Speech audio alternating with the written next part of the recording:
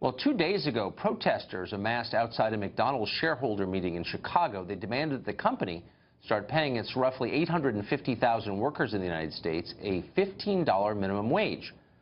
Do the protesters really want to get their wish? What would happen if they did?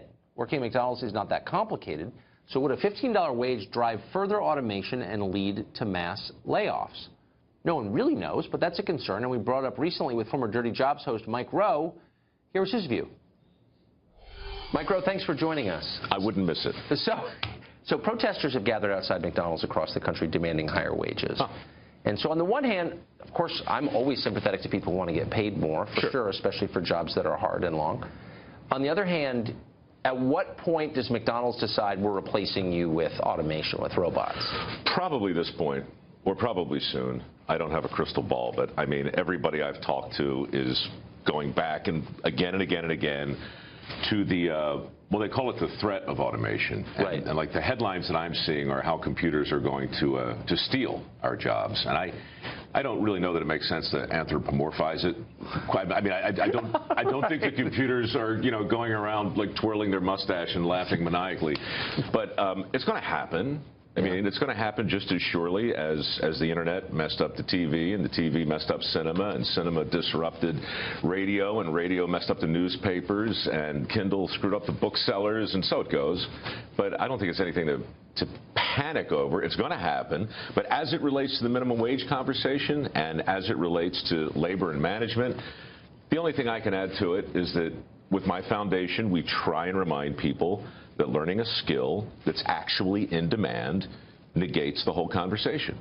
If you can weld, if you're a plumber, if you're an electrician, if you're willing to learn a skill that has a pre-existing demand, then you don't have to constantly negotiate and talk about a few extra dollars in order to stay in a position that, frankly, I don't know how you advance in that kind of thinking. That's right. Right? So our philosophy is pretty simple.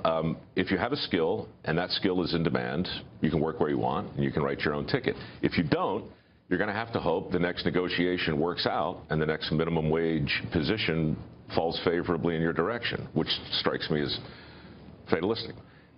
That's such a common sense point. Oh, I can't help it. I can't help it. I'm just... But it makes inherent and unassailable sense. So why aren't our schools encouraging some percentage of kids to do the same thing? As we've discussed before, I think we've got it in our heads that there's a category of good jobs and bad jobs, that there's a category of good education and bad education. We don't call it that. We call it higher education and alternative education. Right. But look, it's fun with the language, right? And the minute you categorize an entire vertical of education as alternative, you might as well call it subordinate. So the message starts early on. If you go to a trade school, you're going to have to settle for a second-class job or some kind of vocational consolation prize. And so parents don't want that for their kids. Guidance counselors don't want that for their schools.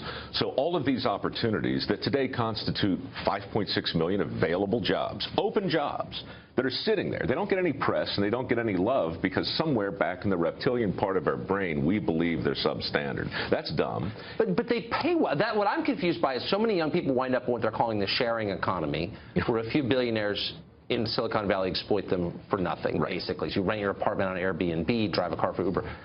These are jobs that pay many times that, right? Or am I missing it? Well, look, I mean, it's hard.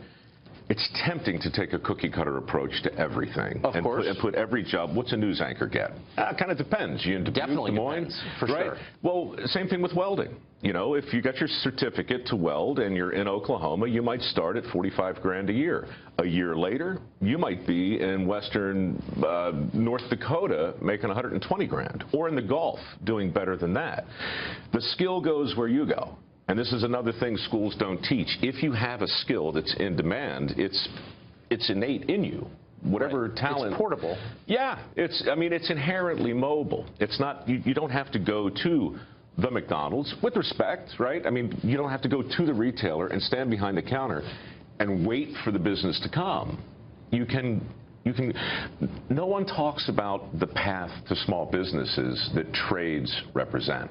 They just don't talk about it. But on my old show, I can't tell you how many people I ran into who had a small business who had employees, who had multiple trucks, but started with a skill. So my thing with the minimum wage and with automation and with all of it is that anything we do that knocks the bottom rungs off of the ladder that we all must surely climb, Yeah, that's for sure, is self-defeating. So if getting to $15 an hour hastens automation and therefore eliminates thousands of opportunities for kids who, by the way, are not just learning how to flip a burger, but how to tuck their shirt in, how to show up on time. All this basic stuff. I mean, how else do you learn that except by being in your first or second job? We're going to arbitrage logic right out of the equation, and then R2-D2, take a bow. That's not bad. Add the special sign. It's very good. It's very good. And by the way, you're not reading anything. I can just assure our viewers that was. No, well, I can't read, tragically. And this is something we should talk about in the future. We should. That's right. Literacy. Mike Rowe, it's always great to see you. Likewise.